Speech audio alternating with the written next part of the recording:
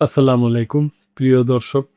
আপনারা জানেন যে বাংলাদেশে যে কোর্টগুলো আছে, বিশেষ করে জজ কোর্ট, সুপ্রিম কোর্ট, এখানে কালো পোশাক মানে কালো কোট পরা হয় এবং গরমের দিনেও পরা হয়। গরমের জন্য এই কোট খুবই একটা অস্বস্তিকর মনে হয়। আর এখন তো বর্তমানে জানেন যে আপনারা যে খুবই গরম পড়ে। তো এই কালো কোটের ব্যাপারে নির্দেশনা জারি করা হয়েছে আর কি।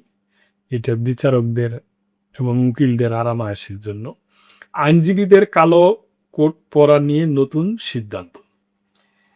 তাপপ্রবাহের প্রেক্ষাপটে দেশের অধস্তন আদালতগুলোতে বিচারক ও আইনজীবীদের জন্য কালো কোট ও গাউন পরা সাময়িকভাবে বাধ্যতামূলক রাখা হচ্ছে না।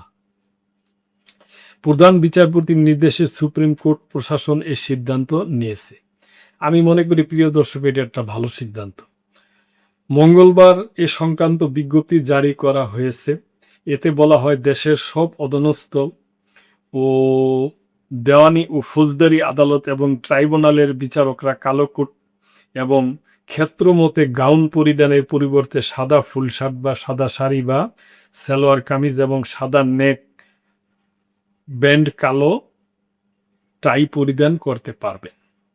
এক্ষেত্রে গাউন পরিধান করার আর কোনো আবশ্যকতা নেই।